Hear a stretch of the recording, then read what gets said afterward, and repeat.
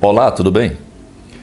Eu entendo perfeitamente que muita gente não goste de Jesus ou não veja muito proveito nos seus ensinos. Isso para mim não faz a menor diferença.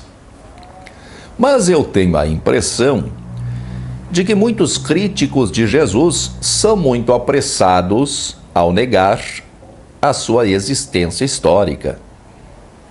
Eu nunca acreditei que Jesus seja Deus, nem na infância, nem em qualquer momento da minha vida. Nunca acreditei que Jesus tenha feito milagres, como andar sobre as águas ou transformar água em vinho. E nunca acreditei que ele tenha nascido de uma virgem ou que tenha ressuscitado. Quando eu era espírita, eu via Jesus como um espírito mais antigo, um espírito mais experiente.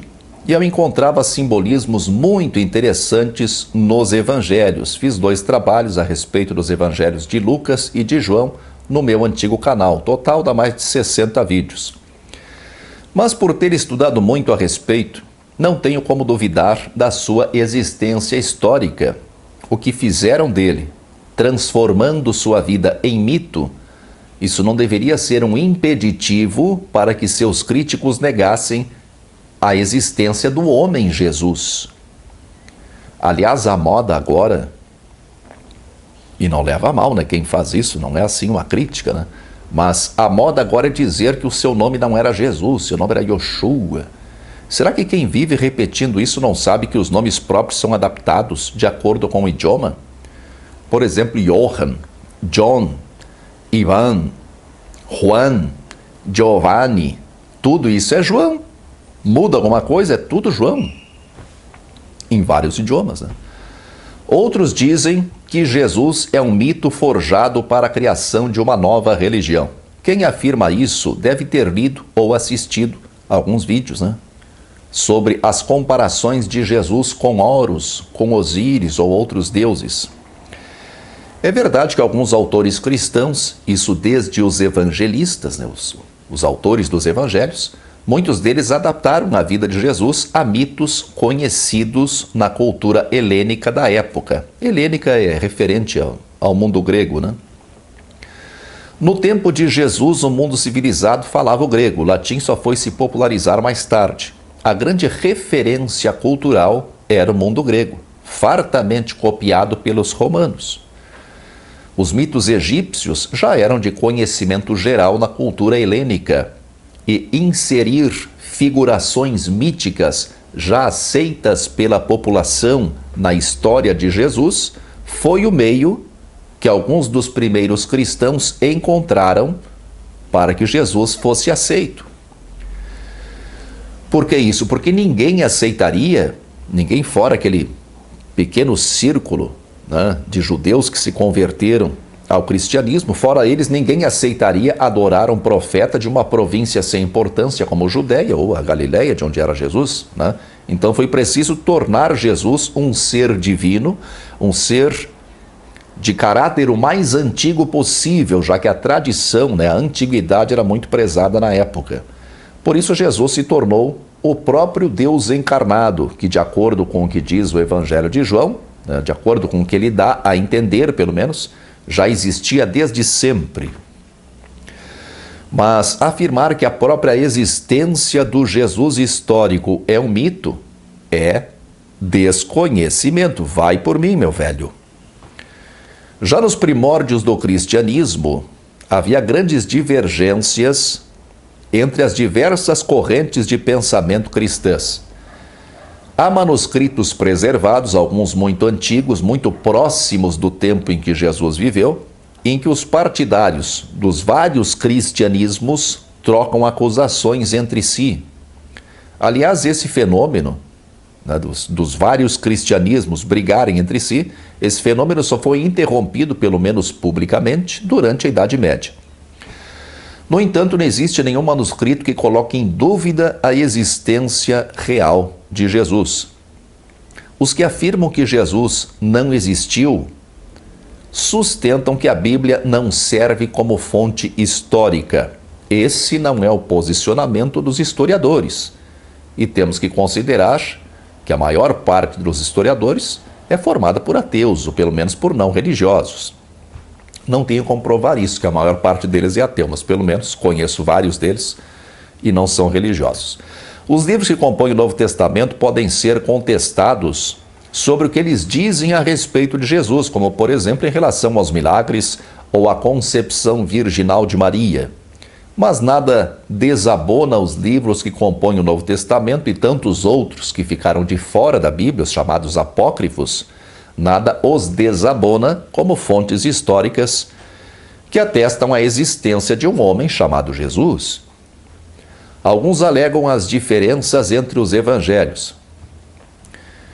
Mesmo antes da faculdade, eu já havia lido todos os livros que tratam da história do Rio Grande do Sul e da Revolução Farroupilha. Estou aqui dando um exemplo. Há diferenças entre eles, né? Entre os diversos livros que falam da Revolução Farroupilha, por exemplo.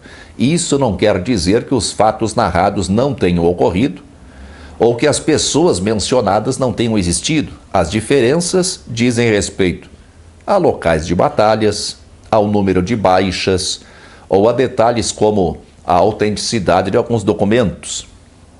Mas a revolta, né, chamada Revolução, aconteceu. Houve batalhas, na verdade peleias, né, como se diz aqui no Sul. E são sobejamente conhecidos os seus participantes mais destacados, né? Tudo virou nome de rua. Mas, mesmo se nós não considerarmos o Novo Testamento, vamos deixar ele de lado, há outros registros que se referem à existência de Jesus. O historiador romano Tácito viveu do ano 56 ao ano 117. Ele escreveu algumas obras consideradas muito importantes, como os Anais e Histórias. Essas obras abordam os reinados dos imperadores Tibério, Cláudio, Nero e um período de aproximadamente um ano em que Roma teve 4 imperadores, se não me engano, Galba, Otão, Vitélio e Vespasiano. O período abordado nessas obras, ele cobre desde a morte do imperador Augusto, isso lá no ano 14, até a Primeira Guerra Romano-Judaica, que culminou com a destruição do Templo de Jerusalém, no ano 70. Os Anais de Tácito são um dos primeiros registros históricos seculares, né, ou seja, não religiosos, a fazerem referência à existência de Jesus.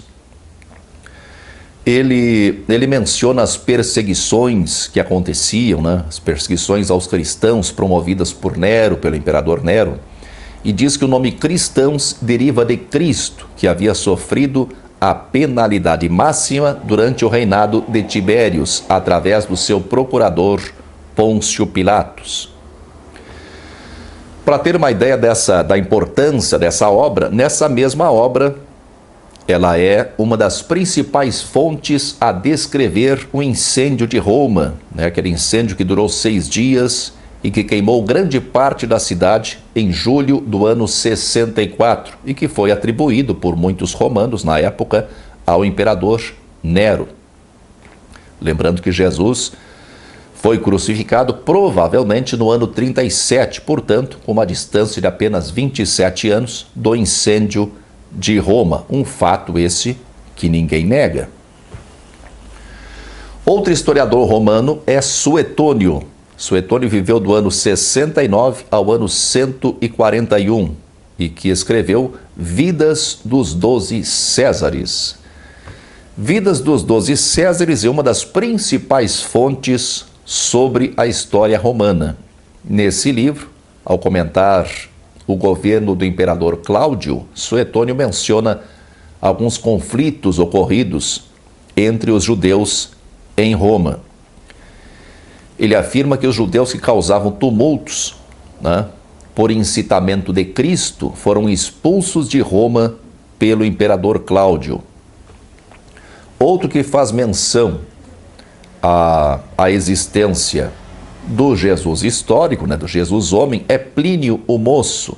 Ele viveu do ano 61 ao ano 114. Além de ter sido um famoso orador, Plínio foi governador da Bitínia, uma região onde hoje é a Turquia, aproximadamente. Durante o período em que ele foi governador, ele trocou uma farta correspondência com o imperador Trajano.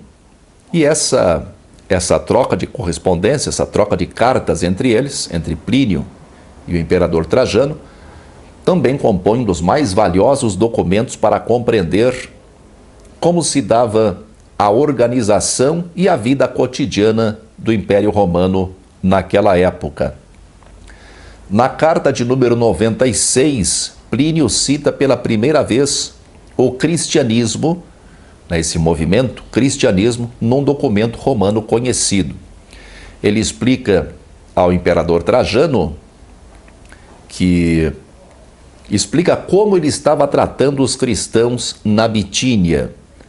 Ele tentava obrigar os cristãos a renunciarem à sua fé e, caso eles resistissem, ele os matava.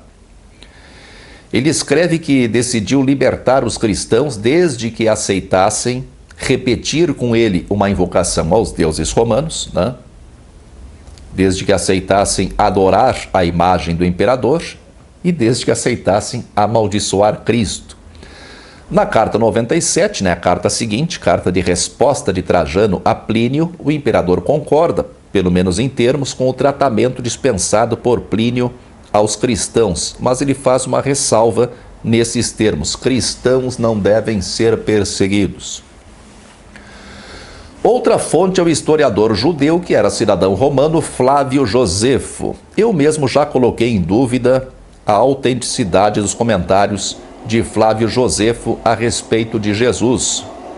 Anos atrás, eu cheguei a dizer que as passagens que falavam de Jesus eram falsificadas, pois essa era a informação, a última informação das pesquisas que eu tinha feito na época. Acontece que, assim como a quase totalidade dos documentos desse tempo, desse período, dessa época, não existem originais preservados. Aliás, eu já vi críticos da existência do Jesus histórico, aquelas pessoas que negam que tenha existido um homem Jesus, Já ouvi alguns deles alegando que não acreditam que Jesus existiu de verdade porque não há originais do Novo Testamento, só cópias. Eles estão enganados, não é que só existem cópias, na verdade são cópias de cópias, de cópias, de cópias, de cópias, isso com sorte, porque às vezes vai mais longe ainda. Só que o mesmo se dá com a quase totalidade dos documentos antigos. Você acha que existem originais, por exemplo, de Homero ou dos filósofos gregos? Você acha que há originais dos escritos que relatam, por exemplo, a história do Império Romano? Na esmagadora maioria dos casos, não há.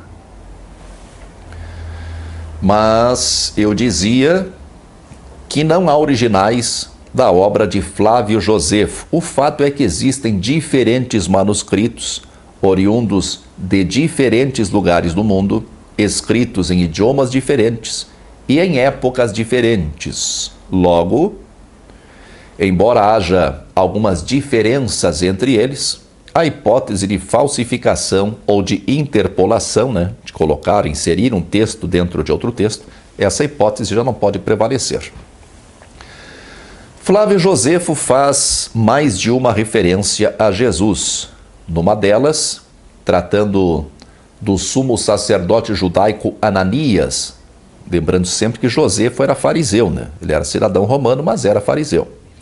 Ele diz que Ananias reuniu um conselho, diante do qual fez comparecer Tiago, irmão de Jesus, chamado Cristo. Tiago, irmão de Jesus, chamado Cristo. Isso está no livro 20 da obra Antiguidades Judaicas. Além dessas fontes, há menções a Jesus no Talmud. O Talmud, para quem não sabe, é um livro sagrado dos judeus, uma coletânea de escritos religiosos, de comentários dos rabinos. O Talmud diz que na Páscoa, Jesus, o Nazareno, foi pendurado. Lembrando que os autores do Talmud eram frontalmente contrários a Jesus e aos cristãos. Logo, eles não teriam motivo para inventar Jesus, ou para fazer a manutenção de uma mentira.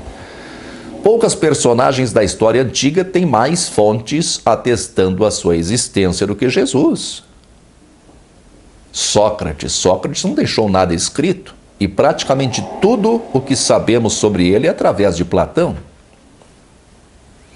Eu citei há pouco Homero, né? Homero, autor da Ilíada e da Odisseia, mas o fato é que não há dados confiáveis sobre a sua vida. E há quem considere que a obra atribuída a Homero tenha sido escrita por mais de uma pessoa e que ele nem sequer tenha existido. Isso acontece com várias figuras do passado. Não há dados, por exemplo, sobre a vida de Pitágoras ou de Licurgo, aquele famoso legislador de Esparta. Não há fundamento em dizer que Jesus não existiu. Isso fica até meio feio para quem quer passar por inteligente. Aí tem que ter um pouco mais de cuidado, né? Agora, o que leva alguém a sustentar a ideia de que Jesus não existiu? Em primeiro lugar, provavelmente, a raiva da religião. Eu posso não concordar totalmente com isso, mas compreendo, de verdade. Acontece que nós temos que saber distinguir o homem Jesus e aquilo que fizeram dele, aquilo que disseram dele. Vamos pegar o exemplo de Chico Xavier, com um exemplo bem próximo nosso aqui. Chico Xavier foi um homem. Se a adoração a Chico Xavier continuar no ritmo que vai, e se aparecer mais 11 Geraldinhos, porque Jesus teve 12 discípulos, né? Se aparecer mais 11 Geraldinhos, talvez um dia Chico seja elevado à condição de governador da galáxia. Porque até lá eles promovem Jesus a presidente do multiverso, porque o universo é pouco. E Chico ganha um CC, né? Ganha um CC no governo para governar a galáxia. As crenças têm essa característica de ir elevando seus heróis ao longo do tempo, mas isso não quer dizer que não tenha havido pessoas de carne e osso que foram erigidos em heróis e cujas façanhas são exageradas com o tempo. Muita força e paz para você.